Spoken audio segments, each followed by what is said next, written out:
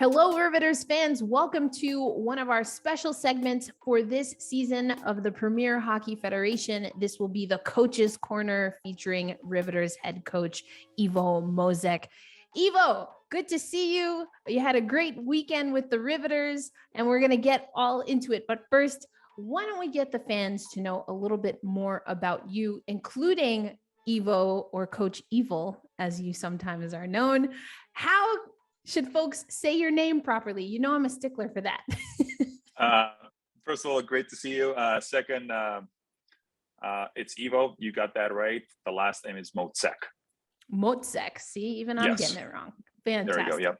All right. Ivo Mocek.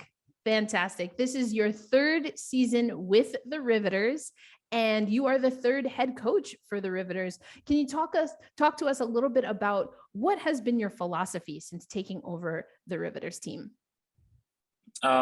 Mainly, I call myself a player's coach, which means, I really try to communicate with the players a lot. I want the players to feel comfortable coming to me, talking about on ice stuff, off ice stuff, because I'm a big believer that when players feel comfortable talking about anything to their coach, then it's easier for the coach, to relay the message, and it's easier for the players, to understand the message and kind of, have that relationship with the coach and trust the coach. So that's definitely thing number one. Thing number two, just holding everybody accountable, challenge everybody, and compete. That's one thing I pretty much repeat every week, every practice. Compete, challenge each other, push each other, because that's how we get better as a team. Yeah, absolutely. Love to hear that, Coach. It sounds like you're all about building a strong foundation, which you believe to be both relational and as how the team is able to perform and compete, as we say in hockey, not just in the games, but in practice as well. Absolutely. Yeah, it's a big part of it. And I got to say, over the last 3 seasons, or now going into the third season, I feel lucky, that all the players, we have had over those, seasons I've been with the team have always bought into the system, always bought into that mentality. And it makes my job way easier. I love that. Buying into the system, we know how important that is. You can have a fantastic player, but if they're not a great fit, that means it's not necessarily what's best in store for the team, and vice versa. You can have someone that has maybe not had the numbers that they wanted with another franchise, and then they fit into another system and another core group of players, and boom, just like that, the sparks fly. So you love to see that. And there's a lot of tactic and skill and preparation that goes into that, I'm sure. And so let's get into that. We're going to first have you go over and recap the weekend. The Premier Hockey Federation dropped the puck, and the Riveters were able to host the first ever game of the PHF era. You hosted it at Menin, and you took on the Connecticut Whale, and you got the win on the first night, ultimately split the series. But let's talk about Saturday. What stood out to you in that 4-1 victory over the Connecticut Whale?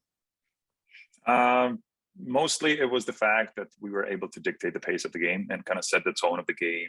I know we were down by 1 goal, after Connecticut scored in that first period. But after that, I feel like we were the ones, setting the tone, and then with each shift, getting better at it, building up more confidence and kind of leading the game, the way we wanted and where we wanted it to go. So that was very good to see. And both Kelly and I agreed that it was for our first game in the season, especially our preseason game, we played against Connecticut. It was really great to see, and a good, good sign going into the season. So we were able to see both netminders for a little bit for the Riveters. Coach, can you tell us what you saw in net particularly? First game, I think Sonia played really well. Made a couple of crucial saves, for us when we really needed it. When the game was either tied or we were up by 1 goal, she made the saves we needed her to make, and she did that, and it just added more confidence, especially to our defensive group. So she was the backbone of that win on Saturday. On Sunday, game started well.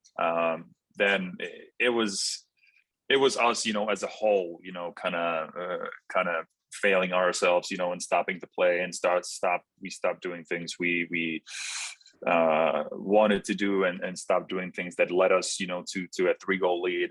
And that was not necessarily on Sonia or a specific player or a specific line. That was just us as a team, So speaking of the goaltenders, I gotta say I'm very pleased, with their performance this weekend. So that was, of course, Sonia Shelley getting to start both games, and then Brooke Willeko coming in on Sunday's game. That was ultimately a 6-5 loss to Connecticut, but you'll get to see that team again, and we'll see how the team fares down the road. But now I want to get into a little bit more of the Riveters, because we talked about Saturday, and the first goal came off of not only a power play, but also off a tip in front of net. And I have it on good information, Coach, that even before this season, since you started with the Riveters, that tips in front of net have been something that you work on every practice. First, let's talk about why. Why do you think it's important to have a good presence and good hands in front of net? Well, I always find it important to challenge the goalies, and one of the main ways to challenge the goalies is if you get in there in front of them, in their heads, in their eyes, or in front of their eyes, and just challenge them, right? Make it difficult, for them to see the puck. And speaking of our defense, when we shoot the puck from the point, we want to get pucks in front of the net and then have our forwards, to find those loose pucks, right? So it's I always say that there are very few players who maybe have the ability, in this league to really, snipe it from the point, so I find it important that we create that traffic and in front of the net and create offense because of that and pick up those loose pucks. And I think we did that really well actually this weekend. Yeah, absolutely. I mentioned again, the first goal for the Riveters in this season was Rebecca Russo shooting that in, and Emily Janiga being able to deflect it. Came off of the power play. We also saw, though, that Russo might be one of those players, Coach, you were talking about that can, snipe from the point. We saw that later in the game. But let's talk also about special teams. Some coaches, I've heard coaches say they don't focus on special teams too much early in the season. Other coaches really hammer down not only the power play, but also the penalty kill. Where do you fall on that spectrum, Coach?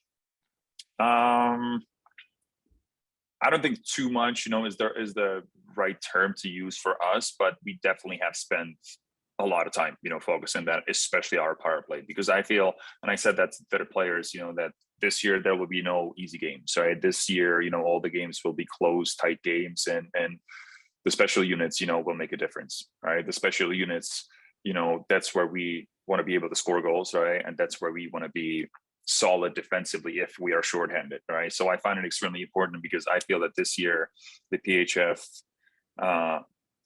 will be the most competitive, or the season of PHF will be the most competitive, in history. So I think the special teams will make a big difference for us and other teams as well. Mm-hmm. And so we think about special teams, and we think about, being a net front presence. You're going to go up against a pretty hot goaltender in Carly Jackson and the Buffalo Beauts next up. You'll have some time, though, to get the team ready before those games. So what will the next week or so look like for the Riveters? How much do you scout your next opponent versus how much are you focused on just what you and the team can control? I would say it's a little bit half and half, a little bit of both. This week, it's mostly focusing on us, what we can do better, learning from this past weekend. Next week, we're going to start focusing a little bit more on what Buffalo is doing, what their habits are, and the areas where they're strong and maybe their weaknesses. And so that's sort of that balance, we have, this week, let's really just focus on us and our things. And next week, focus on Buffalo. And like you said, Carly Jackson, definitely one of their top players, so she's definitely on our list, of players to watch on that team. And so same thing we did with Connecticut, and their goalie, Abby, I think she's a great goalie, big, positionally always, sound. So, we were trying to challenge her a lot with Carly. She's such a good athlete. So it's gonna be the same challenge for us. before we let you go on this first ever Coach's Corner, an opportunity for Riveters fans to learn directly from you, Coach Ivo, let's think about practice. Yeah, we talking practice, Allen Iverson. But if you think about a Riveters practice, whether you're preparing for a game or not, tell us a few elements that you look for that let you know that you've had a successful practice. It's always that level of kind of enthusiasm, at the energy, and you can always feel that. For example, last week, or actually last practice before games, right? Last Thursday, like Kelly and I, we walked off the ice and we just looked at each other and we just felt it like it was right, and it felt good. We felt the players were, enjoying the practice, but getting the work done. Nobody was going through the motions. We were just getting it done, and everybody just felt it. The energy was right. So yesterday it was a little bit of a different practice. It was more of a recovery practice. After the weekend. But like I said, last week, last Thursday, that was exactly it. When you just feel it when you're getting off the ice, and then players are feeling the positive energy, and players are feeling that they're ready to play and perform, and coach is going to sense that and see that. So I definitely saw that last week, and I was, pleased that it came at the right time. I love that. And we'll let you go on this one, Coach. We know that we have hockey players at all levels that will be tuning in to Coach's Corner as part of the Metropolitan Riveters social media team, and also perhaps people that will end up coaching or aspire to be coaches in the future. What's a piece of advice that you would give to a coach as they're starting off early in their hockey season?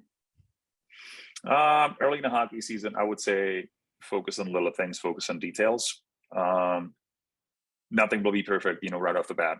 And that's what I said to our players, multiple times, that nothing will be perfect with the first game. Nothing will be perfect with the first shift, so just focus on the little things, depends if it's youth hockey or not, but receiving pass as well, taking a couple of good shots, right?